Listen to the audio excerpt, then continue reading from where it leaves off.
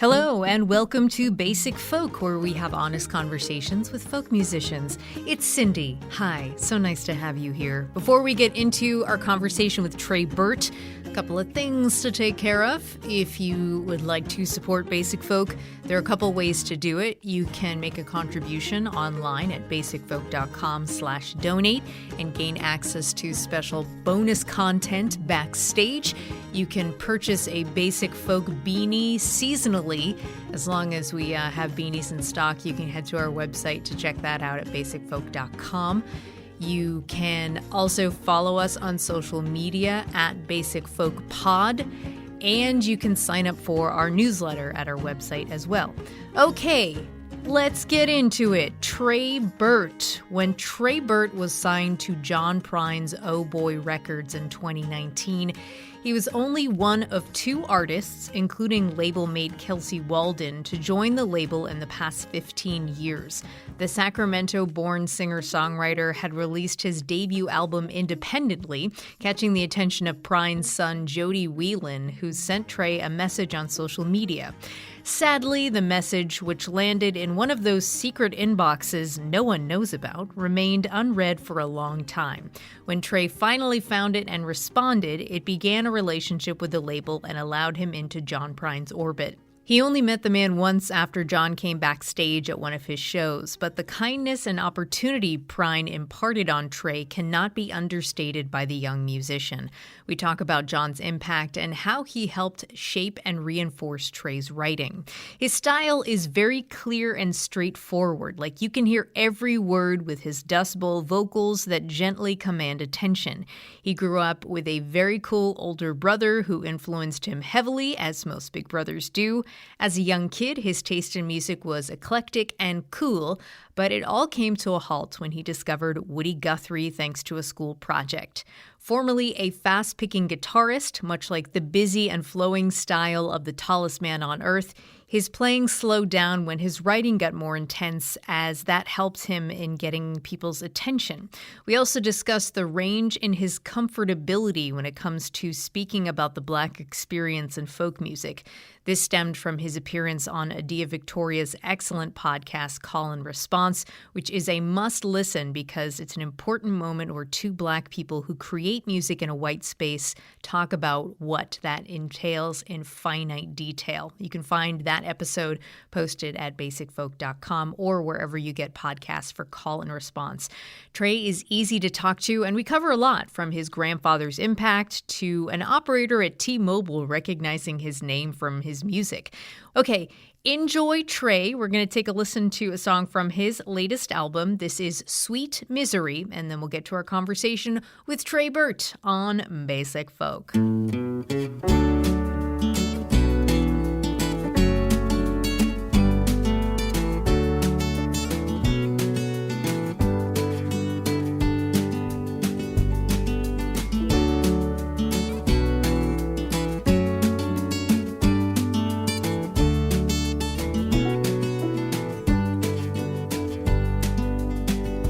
You can see the ring of darkness covering up the light, but to see it is to admit that it's just passing by.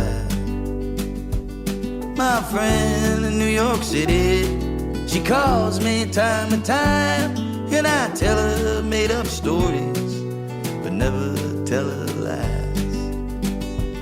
And the weight of my heart, it swings me left to right like a wrecking ball on a 6-foot chain, forever all my life. It only goes to show sweet misery. You can follow me down to the end of my path, but you still gotta get through me. Tré, thank you so much for talking to me today. How are you doing? I'm doing pretty good. How are you? Looks like you're in a John Prine place. It couldn't be more true. Yeah, this is his office over at Oh Boy Records. Cool. Well, let's get started here. So you're from Sacramento, California area, is that right? Or is it's like outside of Sacramento? I was born in the Bay Area in Hayward, but I grew up Okay. in between kind of both of them. Yeah, Sacramento, I'd say. How does where you are from help you with like where you're going, and how does it ground you and help move you forward? Um, well, it gives you an anchor, I guess, to a place to write from. Not only write from, but to, like a kind of identity in the world. Greta Gerwig describes Sacramento as the Midwest of California, and I think that's pretty accurate. Is that where she's from too? Yeah. And, it's different than other places in ways. So I'm proud to be from Sacramento in the Bay Area. It's helped me feel comfortable with my identity and in some, good and not so good ways. It's a tough teacher, but that's everyone, I feel like. I might not have this right, but it sounds like you grew up with your mom and your brother, and your grandfather was like kind of like your father figure. Mm-hmm. What did that dynamic look like? My grandparents lived directly across the street from my mom. So here's my mom, and my grandparents were directly across the street. I would do this thing probably every week where I would run away and go stay at my grandparents' house, take all my little Disney movies and action figures, put them in a pillow sack, and just go across the street to my grandparents' house. I spent a lot of time there. Actually, most of my childhood memories are from that house instead of the other house. Yeah, I'm very privileged to live with people from an older generation, which is, I feel like, where I got my love for, older things from. Your family has a pretty strong musical history. Your great uncle was a blues performer, and your great great grandfather was a pianist in the Harlem Jazz Renaissance. And there's this story of your grandfather meeting his dad only one time, and he left when your granddad was little. And your grandfather stuck around and was there for you as a father figure. What do you know about like how his experience with his own dad, how did that impact the way he felt about his grandchildren playing music and with you pursuing music as a songwriter? Oh, this is a good question. My grandpa, first and foremost, he's a military man, and also pretty religious. So back in the day, he really kind of frowned upon the musician lifestyle. It comes from that old saying that blues music is devil's music. He thought that the only things that come from it are, drugs, sex, and crime, things like that. But I think as me and my brother, my older brother, Joey, started getting more serious about it, he just loved that we were interested in something so deeply. So for him, though, not having a father figure around, he just turned to the military and religious faith, and he's like the goofiest, most solid kind of person I've ever met. You can't even tell that a father wasn't really present in his life, because he fills that void himself. He sounds awesome. Yeah, he's dope. How many brothers do you have?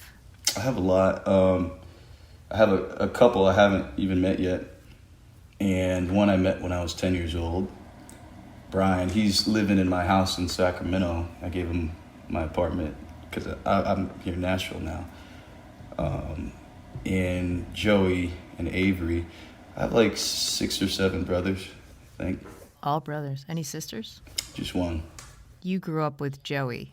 Yeah, I grew up with Joey until I was around 10 years old, and then he was living with my dad.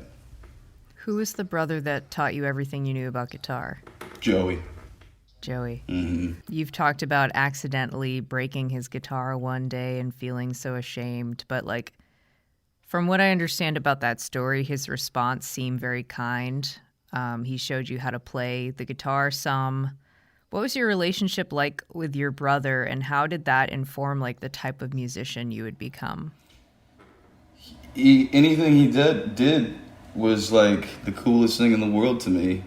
The type of music he liked, I would latch on to, and the things he did, I would try to emulate. I remember, I think the most like formative moment with that was I was walking home from school, and our neighbor was driving down the street playing, I think it was like Southern Man, Neil Young song. My brother just turns and looks at me. He's like, that dude's the coolest guy in the world. He's playing Neil Young. I had no idea who that was at that point. But I saw the amazement that my brother's voice and eyes. I'm like, if he thinks that's cool, I want to be like that. That's cool. You were like a little sponge. Yeah.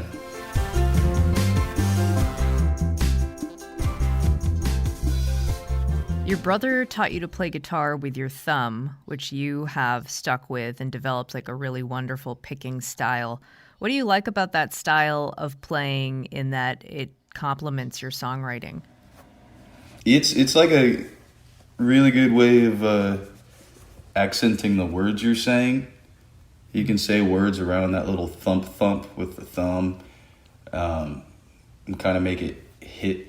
That's cool. Hit a little harder. It's like the folk blues equivalent of like an 808 track in a hip hop song, I feel like.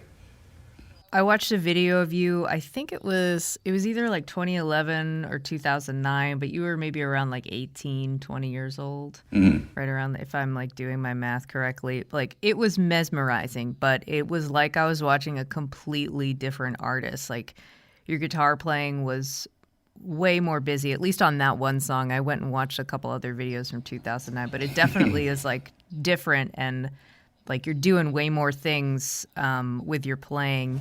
Your voice was higher. Yeah. But I'm mostly like, I mean, voices change as people get older, but when did your guitar playing change to be the way it is now? Like it seems like it's more chill. Yeah. That's crazy that you saw those videos. I noticed that too. I was doing a lot more on the guitar back then. I think I was just trying to get people's attention by writing busy guitar work like that. At that time, Tallest Man on Earth was like, the coolest thing in the world in that sort of music. So part of it, I was emulating people like him on the guitar. And I think it slowed. Similar. Yeah. I think it slowed down when I got more into the songwriting part of it, or I learned how to kind of calibrate the two instead of being so guitar heavy, and just I quieted it down more so I can say more things, I guess.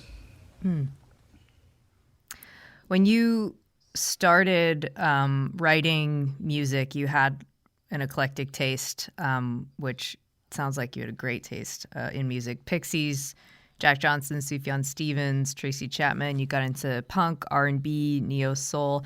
Then you found Woody Guthrie for a school project, and it kind of like hit you in a different way. Like, you found it very hypnotic. And Woody Guthrie's delivery is similar to yours in that you can understand every single word that you are saying in your songs. What about that type of delivery is compelling to you enough to like hone and perfect it as your style? Just that your mind doesn't, when you're listening to it, you don't really have to do any active work trying to understand what's happening. With an artist like Woody Guthrie, you do no thinking. He puts the words in your head and fills your head with whatever story he is telling. And that was so mesmerizing to me. It's like I was under a spell. My favorite types of things are just pretty visceral, sort of. Straightforward, no bullshit. Yeah, exactly. Do you feel like you're a very straightforward, no bullshit type of person? Well, it depends. Yeah, yes and no. If I'm around a bunch of strangers, I'm not gonna completely open myself up until I'm sure I could trust who I'm around. But with my friends, yeah, definitely. So you were raised really religious, and we don't have to get into like exactly what that looked like, but you did give an example once where you celebrated the first birthday that you celebrated was when you were 15 years old because your family didn't celebrate birthdays because of religious beliefs. But you never seemed to get into it. However, like everyone in your family believed and was part of that, and there was this kind of like separation that you felt. How did you reconcile that distance between you and your family? I don't know if I had to do any reconciliation. I was talking to my friend about this the other day, actually, and she's like, yeah, I don't know. Some people I feel like are just born outside of those things. I think I was one of those people. I wasn't like lamenting the fact that I wasn't close to my family in that way. It just seemed like that's what they did, and I'm gonna do something different, and that's cool. Not to I'm not to belittle that, like, this comparison, but I feel very similar about that with my family when it comes to like sports. Yeah. They all like love football and they love the Red Sox, and I'm just like, I'm gonna be in the other room watching a Tom Hanks movie. Thanks, guys. Yeah. I like playing sports and watching them in person, but for the life of me, I don't really care to follow. Listen, similar, like both religion and sports sounds like a similar tract. Humor. So you are very funny, but you are also like a very serious and thoughtful person. And I was reading like your responses in an interview you did back in 2011. That's where I actually saw that old video on Vimeo.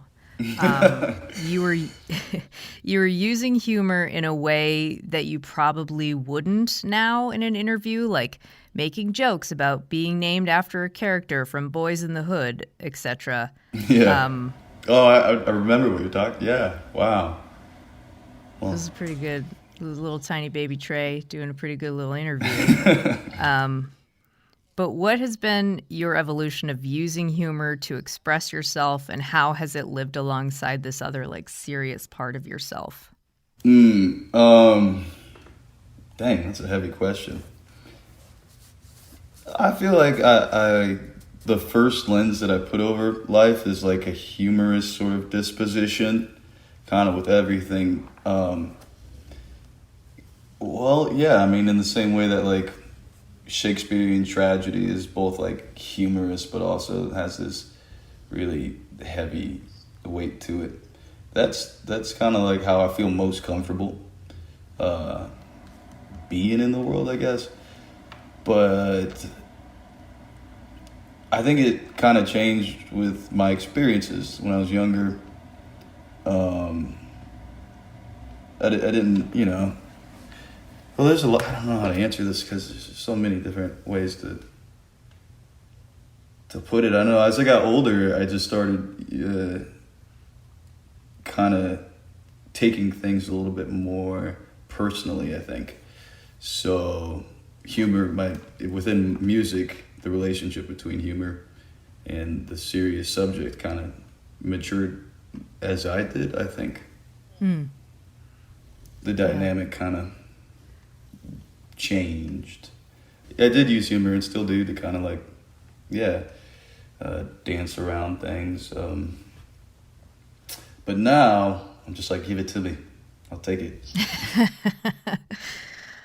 Speaking of that, I listened to Adia Victoria's amazing interview with you on her podcast, Call and Response, which I shared on Instagram story today, and then you reshared it. So you already know that I listened to it, and I'm obsessed with it.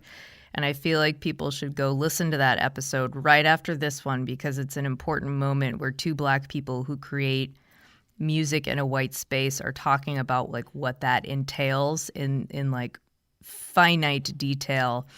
And I feel like there is so much to learn about Tré, about your experience, and we're lucky that you're documenting it in your writing.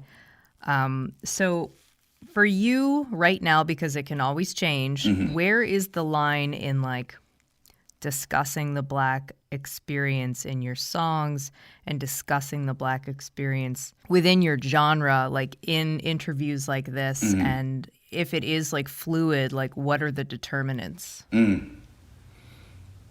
If I feel like it, I think that's the the biggest one.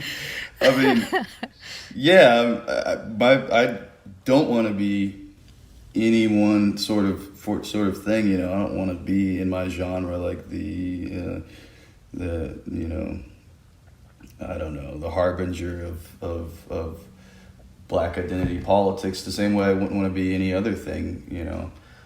So I'm pretty cautious as to not like let people steer me into talking about that when I don't feel like it.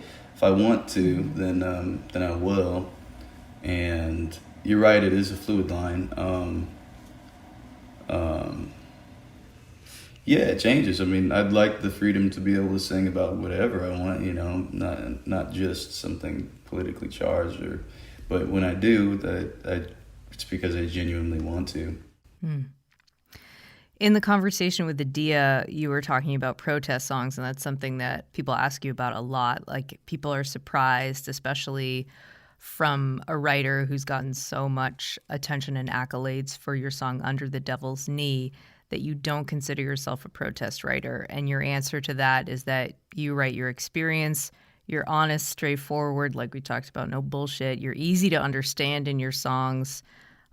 Protest songs are heavily tied to my view as a person, my experience in this country. And you've also said, I don't play games, hold people's hands, or leave room for interpretation, which is like, good, don't. But what was your development in terms of being able to write like that? A lot of bad songs that I felt like were just missing the point. I think the first kind of like really blatantly protest song I wrote was Undead God of War.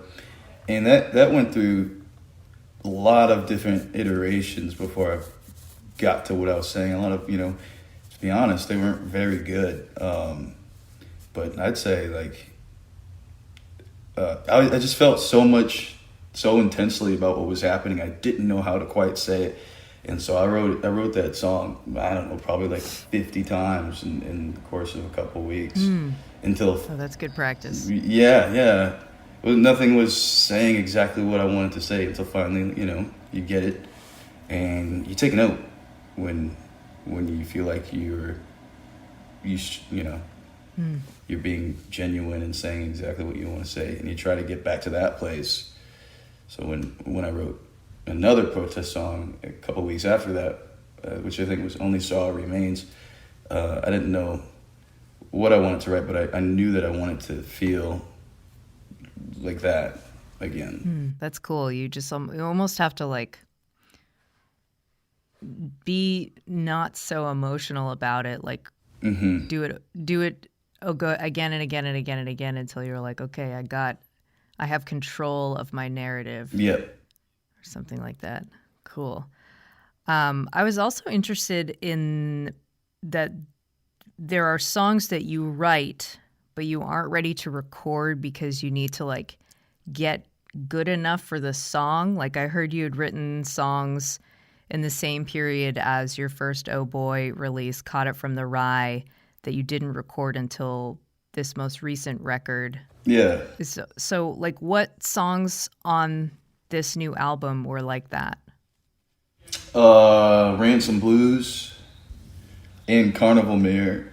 Those were songs that were both around during Caught It From the Rye.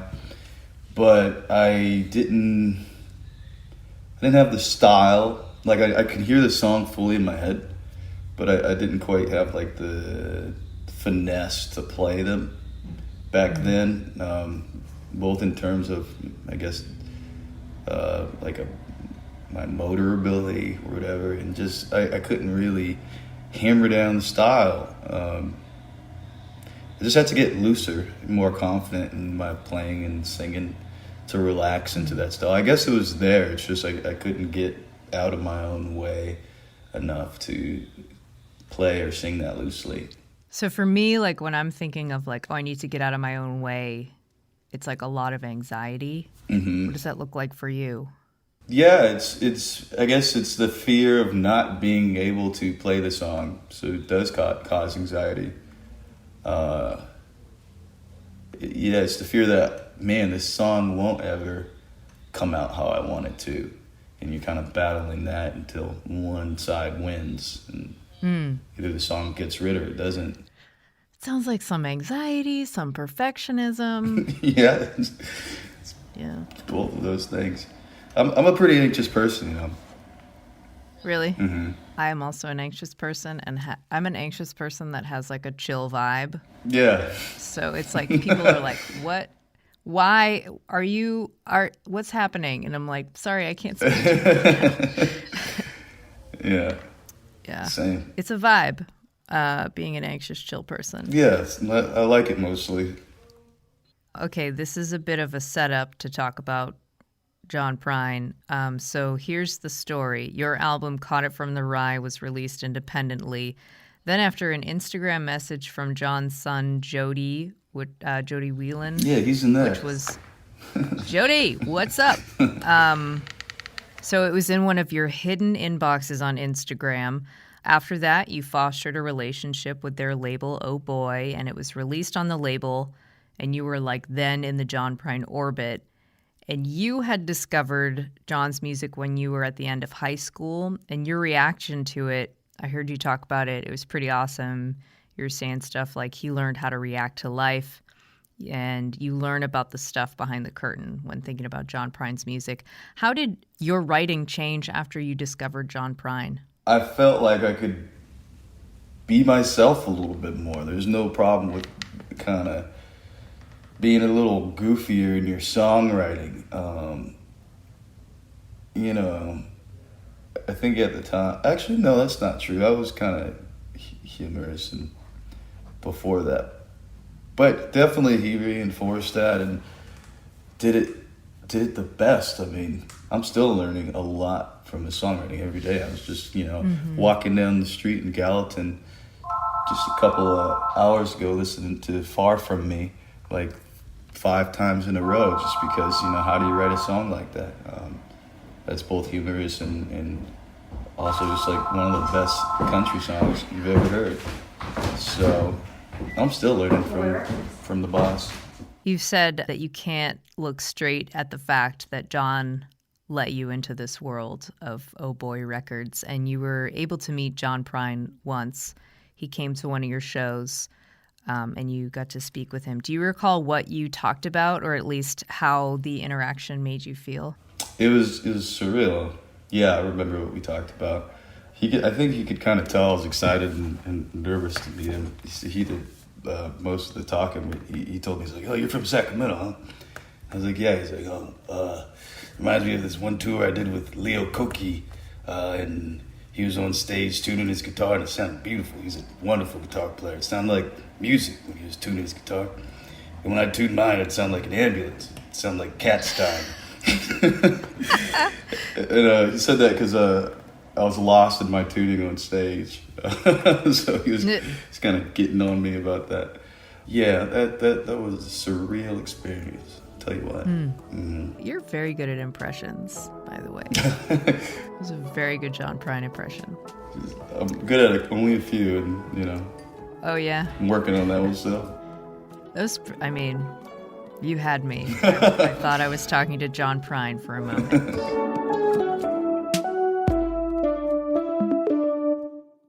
Okay, the new record is You, Yeah, You.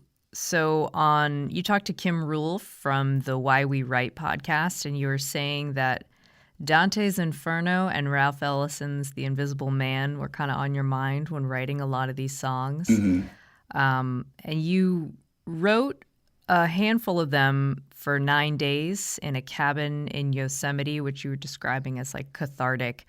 What did those 9 days look like for you? And can you describe the feeling of having that space and time? Because it seems like that was like an unusual move for your writing process. Mm-hmm. Did I say 9? It was like 4. It's 4 days up there. I wrote 9 songs. Or did you take some naps in between? Because that can feel like 2 days. No, I ate some mushrooms though, so that made it feel like forever. Okay, there you go. What was it like? It was incredibly necessary because for one of the first times in a long time, I was feeling like I didn't really have any control over myself. So I knew that something was wrong and I needed to get out and go somewhere so I can freely kind of just turn into nothing and put myself back together again. First and foremost, it was kind of like a mental health trip, you know.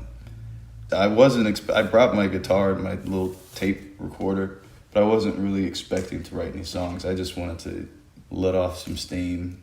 I'm really, you know, proud of myself that in the fact that like I was able to recognize that and go do that, you know, because there's been other times where I haven't made a decision like that, or I just simply didn't have the ability to, you know, go to a cabin for a couple of days. So I'm really grateful for that time. What was the cabin like? It was pretty creepy.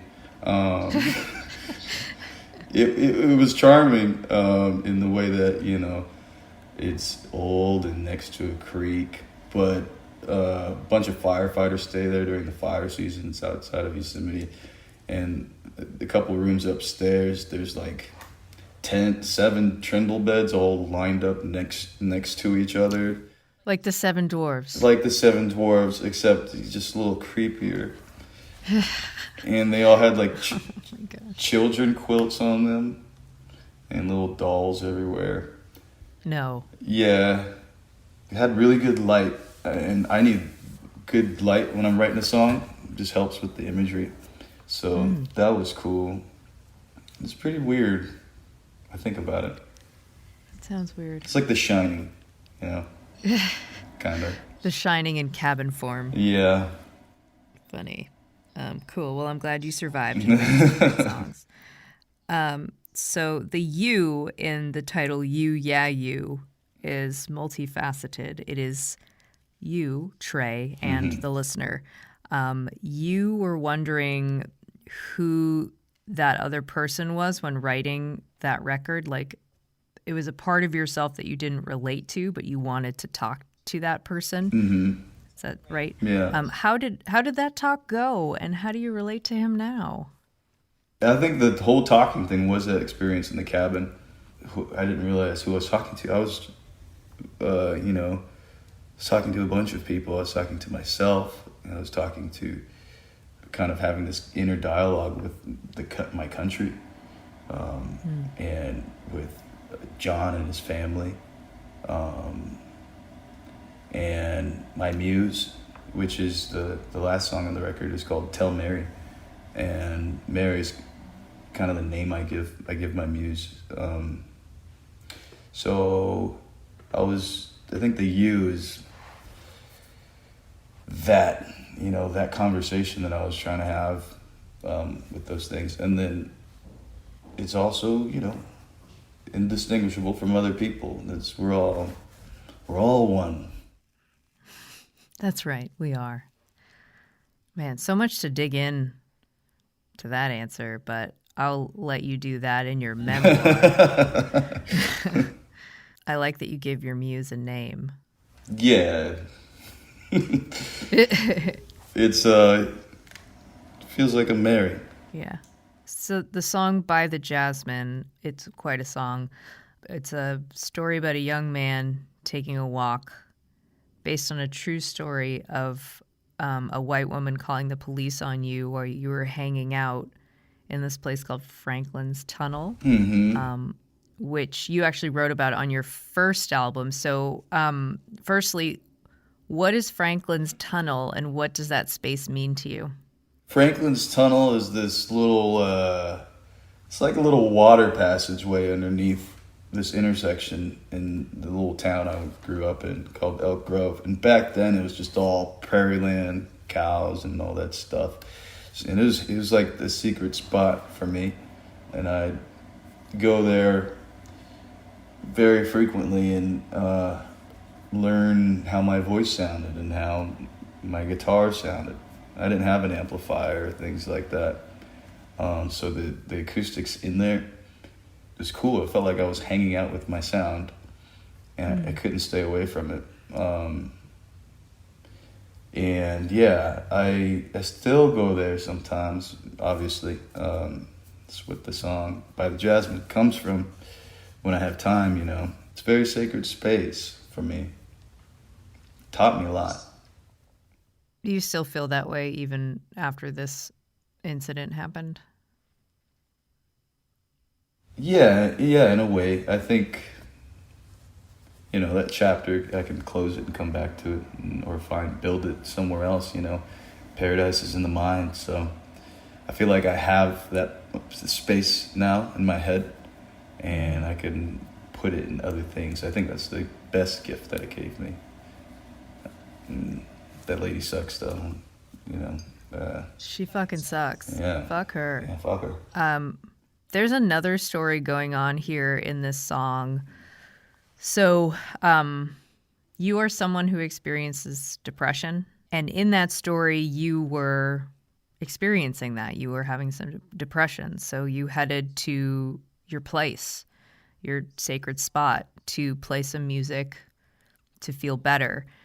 Can you talk about the mental health angle of this story, being shaken out of your depression, or at least like having the fear of dealing with the cops like run alongside your depression? Well, the song I wouldn't say is like exactly literal to Franklin's Tunnel. It's also like talking about another narrative of black people doing very normal things in places they live and being interrupted by somebody who feels like they don't belong there, that's calling the cops on them. And with depression, there is a sort of apathy, you know, that comes with it, obviously. In the song, my idea of the character Dante could really care less of what was happening because of, you know, maybe the things going on in his head that were, you know, not only has to do with him, but things that are perpetuated and reinforced in society that's black people matter less. And what's the point of trying, really? That's how it can get something. You can think sometimes at your worst. So, yeah, that's what the character's dealing with.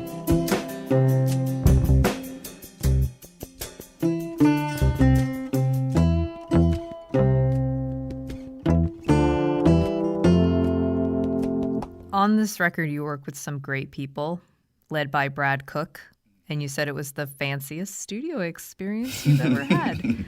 And you'd also just come out of being alone for 7 months because of the pandemic and quarantine. Can you talk about the juxtaposition of being isolated and then with all these people? Oh, yeah, I was like kind of like a pretty dopey for the first couple of days. I just couldn't really talk. It's like an astronaut, you know, when they go up to space for a long time, come back down, there's like muscle atrophy. They can't really walk very much. It was like that. I mean, I didn't know how to talk to people, let alone like people I look up to, and you know, for a very long time. And I'm kind of just hanging out. So it was that, and the fact that I'm hanging out with some low-key heroes of mine, the fact that I'm recording my first record for Oh Boy, and so much that just made me kind of dopey for the first couple of days. It was a lot. It was cool. I was like, you know, a little kid in a way. I did a lot of listening and watching for a little while. So you were feeling pretty vulnerable going into this recording experience, like putting someone in the captain's chair, putting Brad Cook in the captain's chair. What was the vibe like in the studio, and how did it evolve from like first day at a new school to like what it actually became? Brad always brings a bunch of those Himalayan salt lamps with him. which it's pretty effective. I found out. We always had a tray of shake for some spliff rolling on deck, and we take. Can you translate for the lay people at home? Yeah, so shake is kind of like the bottom of a bag of weed. It's weed leaves, but in crumb form. And we had them on a little silver platter. And a spliff is like a joint, except with tobacco. You kind of put inside. So it's like mixing decaf and caffeinated. Yeah, exactly. And, we take breaks. We take lunch breaks to just kind of hang out and talk. We'd hang out at night. Me and Brad spent a lot of time watching this Korean cooking channel on YouTube. During our breaks, we just go in the house and turn that on and watch Korean street food cooking for hours, and it's great. That's great. Can you tell the story of the T-Mobile lady who knew your music? Oh shit, that was that was funny. Yeah, I was just calling to pay my phone bill or something. I was giving her my name, and she's like, "Okay, Tré." And I gave her my last name, Burt. She's like, "Oh, do you play music?" I was like, "Yeah." And she's like, "That's crazy. My friend was just talking about you. It's you, blah, blah." That was wild. Yeah, I was not expecting that. She was in Anchorage, Alaska or something like that. Whoa. Too. Yeah. You should probably make your way up to Alaska, because I haven't been to Alaska, but from what I hear, the people will come out to shows because not a lot of people go to Alaska. Okay. Money That's gig. my tip for you. Also, my other question about that story is that you posted it on your Instagram, and I'm assuming that you're on an iPhone taping it. Yeah. But then you had a Nokia phone from 2002 in the video. I got a couple of those. That's what I was doing. I was switching my service over to that phone, and I was getting ready to switch onto my dumb phone. I like to do that. I'm going to actually do that pretty soon. I like to get off of the smartphone thing, and just go to my dumb phone for a while. And it does really good for mental health. Not being. That's cool. Yeah, not being, So tired. you just switch from your iPhone to this Nokia phone. Mm-hmm. And then throw my iPhone away for a while. I love that idea. I'm gonna copy you. You should. I think everyone should. It's simple. It's a simpler life. What's with this keyboard that you have now? What's going on there? Madness. A lot of strange sounds are coming from it. I love that thing. Yeah, I just moved to Nashville, and I just got my keyboard mailed to myself from Sacramento. I haven't got to play it yet, but I can't. I'm waiting until I set my house up until I dig into it. What made you want to play the keyboard, and what is it doing to your music? I wanted to play keyboard. My brother plays keyboard. Joey. As well, yeah. And we got to do it. If Joey's doing it, we got to do it. Absolutely. Here I am, nearly, 30, and I'm still copying my brother. That's just how influential he is. I got that keyboard because when Brad and I were watching that Korean street food video on YouTube, I was kind of talking to him about a keyboard, and he texted Justin Vernon and he asked him what keyboard I should get, and then he texted back saying you should get the Juno. So I did, and since that, so you got a Bon Iver keyboard. I guess so. It's been doing weird things though. I don't know. We should ask Eileen. I sent her a couple, and she never got back to me about it. She left you hanging. But we almost put that on the record. A lot of people really like them. that I've been showing. Cool. Before we go, will you do the lightning round? Oh, okay. What's that? I'm just going to ask you these fun, simple questions about yourself. Yeah, let's do it. And you give short answers. Okay. What was the first song you learned on the guitar? I wrote it. I wrote my first song. I don't remember. It was probably like Blink-182. Dogs or cats or something else? Dogs. And bearded dragons. And bearded dragons, yeah. What is your coffee order? Black with honey instead of sugar. Whoa. Interesting. You've got all these life hacks I'm interested in. First celebrity crush? Alicia Keys. Nice. Who is the nicest musician you've ever met? Prime. First album you bought with your own money? Edith Piaf. Ooh, high class. What was your first concert?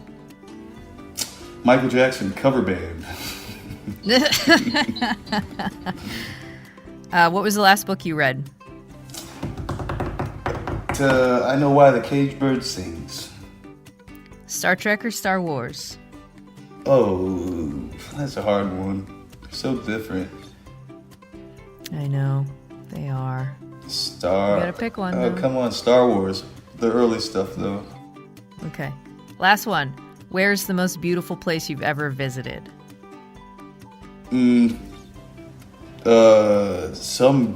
Probably the Gold Coast in Australia on the beach.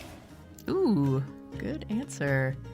And then you'll change it to Alaska whenever you go up there and just corner the concert market. Correct. Nice. Tré, thank you so much. This has been a real pleasure talking to you, a really special interview. Yeah, this is really fun. Thank you. This episode was produced by me, Cindy. I did such a great job. Thank you for listening all the way to the end. It means a lot. Again, you can support Basic Folk by becoming a member or getting your Basic Folk beanie, signing up for our newsletter, or following us on social media at our website, basicfolk.com. Talk to you next time. Bye.